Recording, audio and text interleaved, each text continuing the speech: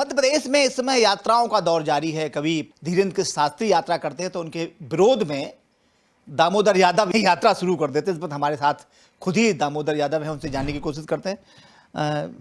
यादव जी, कैसे देखते हैं पंडित धीरेन्द्र शास्त्री ने दिल्ली से मथुरा तक की यात्रा की और उनका सीधा साधा उद्देश्य था कि सनातन के ऊपर उन्होंने यात्रा की। क्या आपको इसमें इसका विरोध क्यों?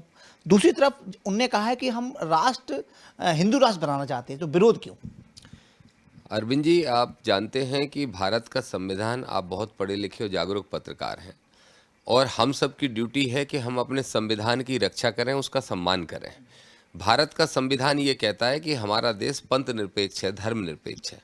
तो धीरेन्द्र शास्त्री की यात्रा से मुझे कोई आपत्ति नहीं थी, हमारे संगठन दलित पिछड़ा समाज संगठन को भी कोई आपत्ति नहीं थी। अगर वो हिंदुओं को एक करने भर के लिए निकलें तो हम उनका स्वागत करेंगे, क्योंकि मैं भी सनातनी हूँ, कृष्ण वंशज कहलाता हूँ। लेकिन जब वो उसमें मांग रख देते हैं ऐसी जो संविधान के विरोध में जा रही हो, तो वो फिर असंवैधानिक यात्रा हो जाती है। इसलिए हमने उसका विरोध किया था और विरोध लगातार हम करते जा रहे थे और आज भी हम सुप्रीम कोर्ट में उसमें लड़ने का काम कर रहे हैं। तो जब भी कोई बाबा, कोई भी तथाकथित संत अगर गैर संवैधानिक बात करता है तो हम ये मानते हैं कि अगर संविधान है तभी उस बाबा का भी सम्मान है। अगर संविधान नहीं बचेगा तो निश्चित रूप से वो बाबा का ना सम्मान बचेगा, ना वो समाज के अंदर स्थान बचेगा। तो हम तो संविधान को बचाने की लड़ाई लड़ रहे थे। धीरेन्द्र शास्त्री ने यात्रा निकाली, सनातन हिंदू एकता यात्रा, जिसका सबसे पहला लक्ष्य कि राष्ट्र को हिंदू राष्ट्र घोषित करवाना है। और एक और बड़ी अजीब बात है, हिंदू राष्ट्र घोषित कराना है तो दिल्ली से मथुरा की तरफ चले। अरे भैया, छतरपुर से चलो दिल्ली की तरफ, दिल्ली करेगा ना हिंदू राष्ट्र घोषित। तो और वो ही हिंदू राष्ट्र घोषित करेंगे जो आदरणीय मुंह बोले भाई हैं आपके प्रधानमंत्री जी। तो फिर हिंदू राष्ट्र घोषित कराने के लिए वृंदावन की तरफ क्यों आए? हिंदू राष्ट्र घोषित कराने के लिए तो दिल्ली की तरफ जाना चाहिए था। शायद उद्देश्य ये रहा होगा कि भगवान श्री कृष्ण से कहेंगे कि हिंदू राष्ट्र घोषित कर दिया जाए, ऐसा कुछ था। अगर ऐसा रहे तो सबसे पहले तो जिस स्थान के कारण उनको इतनी प्रसिद्धि मिली है, पहले तो वो बागेश्वर बाबा से आशीर्वाद लेके निकले, फिर दतिया में आ जाए, पीताम्बरा माई से आशीर्वाद ले ले, उसके बाद जौरासी मंदिर से लेके और चले जाएं, वहां तक आशीर्वाद लेते, मथुरा चले जाएं, वृंदावन चले जाएं, फिर कात्यायनी मंदिर पहुंच जाएं। लेकिन अंततः जाके तो प्रधानमंत्री के पास ही जाना पड़ेगा, वही मांग करनी पड़ेगी। ये सवाल ये है कि अगर वो ऐसा भी यात्रा करते तो भी आप आपत्ति करते, क्योंकि आपने जो जैसा भी आरोप लगाए जा रहे हैं कि दामोदर यादव सिर्फ राजनीतिक महत्वाकांक्षा को लेकर आपत्ति दर्ज करा रहे हैं और उसी के चलते आप भी सुनने में आ रहा है कि आप भी अपनी यात्रा 6 दिसंबर से निकालने जा रहे हैं, उसके बारे में थोड़ा बताएं। देखिए, मैं कांग्रेस का तो हूँ नहीं कि धीरेन्द्र शास्त्री अगर बीजेपी के एजेंडे को चलाएं तो मैं विरोध करूंगा। मैंने तो हर इंटरव्यू में कहा, आपको भी जो इंटरव्यू दिया था और आपसे भी मैंने निवेदन किया था और आपसे वादा करते हुए कहा था कि अभी भी अगर धीरेन्द्र शास्त्री जी सिर्फ एक गैर संवैधानिक मांग जो है उनकी, उसको वापस ले लें तो मैं खुद उनकी यात्रा में अपना झंडा लेके चला जाऊंगा। अपना झंडा, जो मेरा झंडा है, उसको लेके मैं चला जाऊंगा, उसमें हिस्सा बन जाऊंगा। तो मुझे आपत्ति सिर्फ उनके गैर संवैधानिक मांग पे है। आज भी मैं आपसे कह रहा हूं, उन्होंने फिर यात्रा की घोषणा की है, उसमें भी हमें आपत्ति है, क्योंकि उसमें भी वो उस मांग को प्राथमिकता पर रखने वाले उनके गुरुजी ने घोषणा की है कि दिल्ली से लेके श्रीनगर तक जाएंगे और दिल्ली से श्रीनगर तक हिंदू राष्ट्र बनाने के लिए जाएंगे। अगर हिंदू राष्ट्र बनाने के लिए जाओगे तो हमें आपत्ति है। संविधान जहां टूटेगा, संविधान को जहां नुकसान पहुंचेगा, वहां दामोदर यादव का, बल्कि इस भारत के एक एक नागरिक का ये हक, कर्तव्य, ड्यूटी बनती है कि वो गैर संवैधानिक बातों का विरोध करे। इसलिए आपकी यात्रा के बारे में क्या कहेंगे? आप किस उद्देश्य से यात्रा निकाल रहे हैं? क्या इन यात्राओं को देखते हुए आपकी यात्रा निकाली जा रही है? जी, हमारी यात्रा बिल्कुल निश्चित रूप से धीरेन्द्र शास्त्री की यात्रा के जवाब में ही यात्रा है और इसलिए यात्रा है क्योंकि हमारी यात्रा संविधान को बचाने के लिए है। इस यात्रा के माध्यम से पूरे मध्य प्रदेश में पहले और फिर देश के कोने कोने में भी हम जाने का काम करेंगे और हम अपने संविधान के प्रति लोगों को जागरूक करेंगे। लोगों में ये अवेयरनेस लाना, अरविंद जी, जरूरी है कि अगर संविधान है तो देश है और देश है तो हम हैं और हम हैं तो फिर आबा बाबा हैं। अगर हमारा देश ही नहीं बचेगा तो हमारा संविधान ही नहीं बचेगा तो कोई सुरक्षित नहीं रहेगा। ये कैसा शब्द है आपका? ये इसलिए कह रहा हूँ कि धीरेन्द्र जैसे लोगों के लिए ये शब्द ठीक है, क्योंकि मैं उनको संत नहीं कहता। मैं संत कहता हूँ आदरणीय प्रेमानंद जी को, मैं संत कहता हूँ हरिगिरि महाराज को, और भी एक से एक संत हैं जो संत हैं, जो समाज सेवा का काम बिना राजनीतिक एजेंडे के कर रहे हैं, वो संत ही हैं। उनका सम्मान दामोदर यादव नतमस्तक होकर करता है। लेकिन जो एक राजनीतिक एजेंडा चलाते हुए भारत के संविधान को तोड़ते हुए देश की एकता अखंडता को नुकसान पहुंचाएगा, उनको आबाई बाबा कहना पड़ेगा, मैं कहता हूं। अच्छा, अगर बात करें यात्राओं की तो ये जो यात्रा शुरू हुई थी, चाहे वो दांडी यात्रा हो, जब निकाली गई थी, महात्मा गांधी साहब ने निकाली थी और हमारे बापू ने निकाली थी, राहुल गांधी ने निकाली है, अब बागेश्वर बाबा निकाल रहे हैं जो धीरेन्द्र के शास्त्री, अब आप निकाल रहे हैं, तो लगता है आपकी यात्राओं से बहुत सारा ज़्यादा फर्क पड़ने वाला है? यात्राओं का इतिहास रहा है। जब भी यात्राएं निकली हैं, एक माहौल तो बनता है, चर्चा का विषय बनता है, लोगों तक खबरें होती हैं, लोग पूछते हैं कि भाई किस उद्देश्य को लेकर निकल रही है। मुझे यात्रा से आपत्ति ही इनकी इसीलिए थी। अगर हिंदू एकता यात्रा करें तो हमें कोई आपत्ति नहीं, यात्रा का बहुत बड़ा प्रभाव पड़ता है। और मैं ऐसा मानता हूँ, चाहे गांधी जी ने निकाली हो, महात्मा गांधी जी की आप बात करें, चाहे राहुल गांधी ने निकाली हो, सबके असर हुए हैं। चाहे लाल कृष्ण अडवाणी जी ने भी निकाली थी, रथ यात्रा निकाली थी, उसका भी असर हुआ है, और संविधान बचाओ यात्रा का भी असर होगा। अगर धीरेन्द्र शास्त्री 1 लाख लोगों को लेके 150 किलोमीटर पैदल चले हैं तो जनजागृति तो आती है। अब वो जागृति किस रूप में प्रस्तुत कर रहे हैं, अगर वो डिमांड गैर संवैधानिक कर रहे हैं तो उसका नुकसान होगा, और डिमांड संवैधानिक और समाज के हित में कर रहे हैं तो उसका लाभ होगा। आपने पूरी यात्रा देखी और एक यात्रा में ये भी देखने को मिला कि आपने बराबर जिस दिन तक यात्रा वो चली, आपने एक प्रश्न उनसे एवरीडे पूछा। तो ये जानना चाहते हैं कि कैसी इस यात्रा से क्या समझ में निकल के आया, क्या इनकी सफल यात्रा हुई या असफल हुई या ऐसा कुछ हुआ? असल में वो यात्रा राजनीतिक महत्वाकांक्षाओं को लेकर की जा रही थी, और बड़ा झटका लगा धीरेन्द्र भाई को। वो मेरे छोटे भाई हैं उम्र के नाते, तो मैं उनके साथ इस मामले में थोड़ी सी सहानुभूति रखता हूं कि उनकी यात्रा जब दिल्ली से शुरू हुई तो दिल्ली के मुख्यमंत्री और कई मंत्री पीछे घूम रहे थे। जब हरियाणा यात्रा पहुंची तो हरियाणा के मुख्यमंत्री भी पहुंच गए और सारे वीआईपीज पहुंच गए। लेकिन जैसे ही यात्रा अरविंद भाई उत्तर प्रदेश में प्रवेश करती है, मुख्यमंत्री योगी जी तो गए ही नहीं, उनकी कैबिनेट का कोई मंत्री नहीं गया, भारतीय जनता पार्टी का सत्ताधारी दल का, विपक्षी दल का कोई भी बड़ा नेता नहीं गया। वो उसमें उदास भी हो गए, परेशान भी हो गए, उनके चेहरे से आप देख के समझ सकते हो। और वो उत्तर प्रदेश की यात्रा ने कहीं ना कहीं उत्तर प्रदेश का जो उनका हिस्सा था यात्रा के दौरान, उसने ये सिद्ध कर दिया कि उनके राजनीतिक मंसूबे जो भी पल रहे हैं उससे योगी जी को भारी दिक्कत है, और होना भी चाहिए। और इसलिए होना चाहिए क्योंकि जो भारतीय जनता पार्टी के अंदर साधु संतों का कोटा होता है वो योगी जी पूरा कर रहे हैं। अब उस कोटे की लड़ाई शुरू होने वाली है। तो इसीलिए तो मैंने कल धीरेन्द्र भाई से ये सवाल पूछा शास्त्री जी से कि जरा ये जवाब दो कि आप एक तरफ कह रहे हो जात पात की विदाई करना है, तो जात पात की विदाई तो तब होगी जब जातिगत घटनाएं जो हो रही हैं वो खत्म होंगी। वो खत्म कब होंगी? जब जातिगत मानसिकता खत्म होगी, समानता का भाव आएगा। आपके समापन वाली मंच पे एक भी एससी का तो होगा नहीं संत, हमें मालूम है, आप बिठालते नहीं हो, एसटी के को आप बिठालते नहीं हो, लेकिन यादव, गुर्जर, दांगी, रावत, कुर्मी, लोधी, पटेल, कुशवाहा, पाल छोड़ दीजिए, कोई एक क्षत्रिय भी था, क्या संत नहीं है? क्या कोई वैश्य भी था, क्या संत नहीं है? क्या कोई कास्ट भी था, क्या कोई ओबीसी था, कोई एससी था, कोई एसटी था? नहीं, बिल्कुल जातिगत है। ये मेरी तरफ से जातिगत नहीं है, उनकी तरफ से जातिगत है। धर्म का ठेका एक जाति के लोग, और एक जाति में भी गुटबाजी, उसमें भी गुटबाजी है। उन्हीं के गुरु कहते हैं कि उपाध्याय दुबे ये नीच ब्राह्मण होते हैं। अब ऐसे गुरु का चेला जब यात्राएं करेगा तो उसकी मंच पे ऐसा ही नज़ारा देखने को मिलेगा जो अभी परसों देखने को मिला। और मैंने ये सवाल पूछा उस दिन, यही सवाल पूछा कि धीरेन्द्र शास्त्री जी, जाति पात की विदाई की बात तो कर रहे हो, उस पर एक तो बिठा लेते आप किसी अन्य जाति का संत, और अगर चलो वो भी नहीं बिठाल पाया तो लिंग भेद भी कितना खतरनाक है। बड़ी बड़ी कथावाचकें हैं, उन्हें भी बुला लेते, किसी को, एक महिला को भी बिठा लेते, एक साध्वी को भी बिठा लेते। जया किशोरी तो आई थी ना, पूरे कार्यक्रम में आई थी। नहीं, एक ही कार्यक्रम में आखिरी दिन आई, आखिरी दिन आई। मैं कह रहा हूं कि समापन वाले मंच के 100 संतों में से एक भी संत धीरेन्द्र शास्त्री की जाति के अलावा कोई था क्या?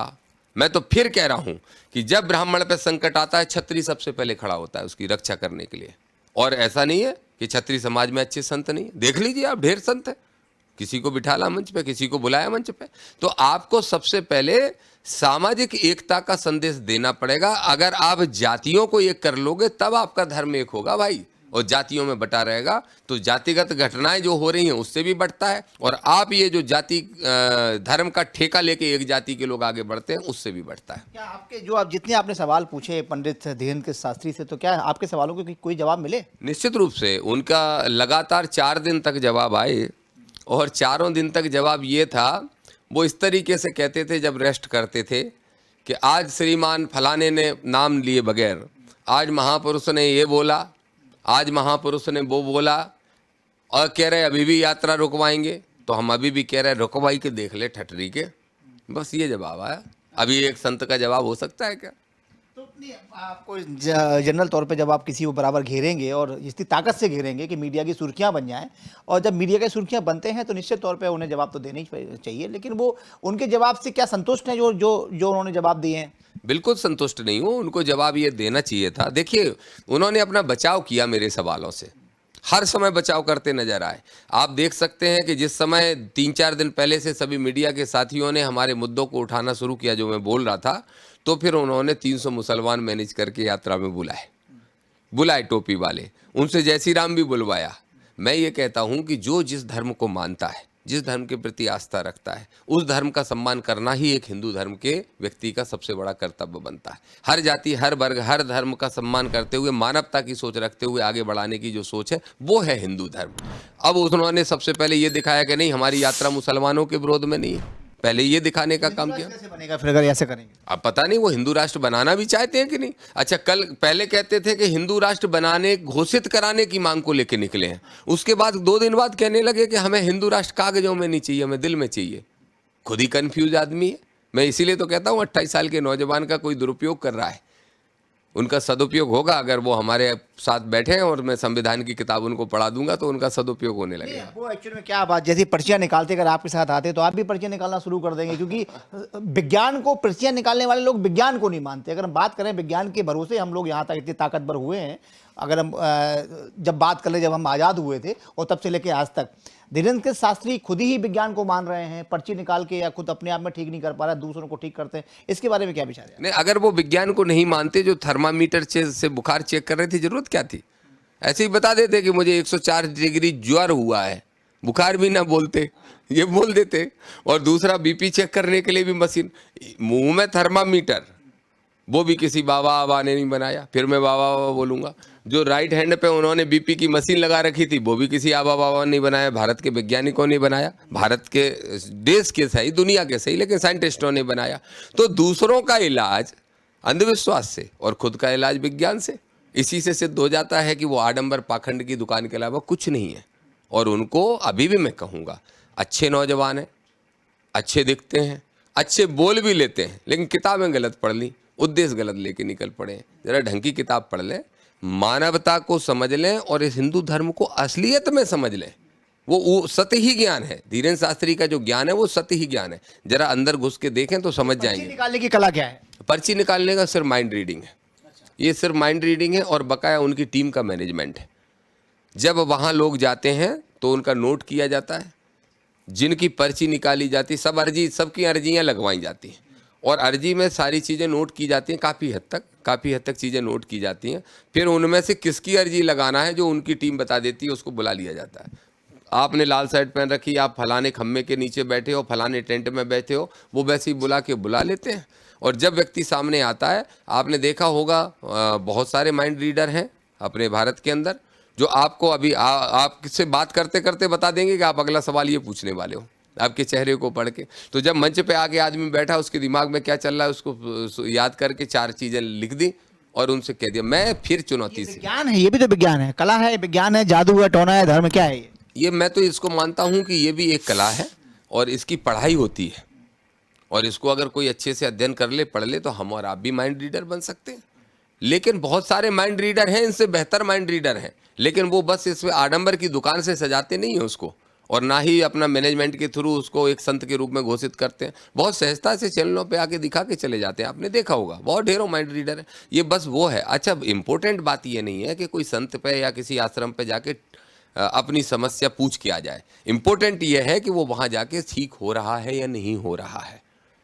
और ठीक होने वाले लोगों की संख्या, अगर धीरेन्द्र शास्त्री, मेरी चुनौती है अरविंद जी, वो धीरेन्द्र शास्त्री बता दें कि इन 1 लाख लोगों को हमने अब तक ठीक कर दिया। 1 लाख तो छोड़िए, 1000 बता दें, और हम और आप चल के सर्वे कर लेंगे, और अगर सही निकल गई तो हम भी उन्हीं को प्रणाम करने लगेंगे। ये सब अंधविश्वास है भाई। यात्रा के विरोध में यात्रा कब से शुरू हो रही है, उसका क्या पैरामीटर रहेगा, कहाँ से होकर निकलेगी? 6 तारीख को ग्वालियर में हम 6 दिसंबर को ग्वालियर में बाबा साहब डॉक्टर भीमराव अंबेडकर का महापरिनिर्वाण दिवस है, तो वो हम मनाने के लिए ग्वालियर में सब साथी पूरे संभाग से एकत्रित हो रहे हैं, और उम्मीद है कि लाखों की संख्या में लोग आएंगे, और सबको मुख्य अतिथि के रूप में उसका कार्यक्रम में भाई चंद्रशेखर आज़ाद जी आएंगे, जो सांसद हैं नगीना के, आज़ाद समाज पार्टी भीम आर्मी के प्रमुख भी हैं, और हमारे बहुत अच्छे संघर्ष के नेता हैं, वो भी आएंगे, संविधानवादी सोच के लीडर हैं। और उस दिन वहाँ सभा करने के बाद फिर हम यात्रा निकालेंगे। ग्वालियर चंबल में हमारी कोशिश रहेगी कि लगभग सभी जिलों में हम जाएं, बुंदेलखंड में सभी जिलों में हम जाएं, और उसका यात्रा का समापन आके हम भोपाल में ही करेंगे। और इस यात्रा के माध्यम से हमारा प्रयास है कि कम से कम 100 बड़ी सभाएं और 200 से 300 नुक्कड़ सभाएं करके हम लोगों को अपने मूलभूत अधिकारों के प्रति तो कम से कम जागरूक करें, और संविधान के प्रति जागरूक करें, और आडंबर और पाखंडवाद से दूर हटाने की कोशिश करें, और जातंकवादी सोच को खत्म करने का काम। इस यात्रा के पीछे उद्देश्य क्या रहेगा, सोच क्या रहेगी, और क्या अपील क्या है लोगों से कि यात्रा की क्यों जा रही है? सिर्फ बागेश्वर बाबा के लिए की जा रही है, या इसमें आपका भी कोई लक्ष्य है, या निहित स्वार्थ है, या ये राजनीतिक होगी? दोनों ही चीज़ें हैं भाई। मैं आपको बिल्कुल स्पष्ट तौर पे कहूँ, पहला उद्देश्य तो यही है कि आडंबर और पाखंड से अगर आप दूर हटोगे तो आप अपना विकास ज़्यादा कर पाओगे। ये लोगों को हमें समझाना है, क्योंकि हम फलाना काम हमारा भगवान कर देगा, फलाना काम हमारा भगवान कर देगा, या फलाने वाले बाबा कर देंगे, उनके शरण में चले जाएंगे। एक तो लोगों को इससे दूर हटाने की कोशिश हमें करना है, और वो जागृति अभियान के तहत हो सकता है। दूसरा, निश्चित रूप से जब हम लोगों को जगाएंगे तो हम ये भी चाहेंगे कि मध्य प्रदेश की विधानसभा के अंदर कम से कम 40 से 50 एमएलए ऐसे पहुंचे जो संविधान को माने और विज्ञान को माने, और संविधान को विज्ञान को मानते हुए जातिगत सोच को समाप्त करते हुए सबको मानवता के संभाव से एकता की सोच को बढ़ाते हुए इस मध्य प्रदेश को सुधारने का काम करें। दोनों ही उद्देश्य।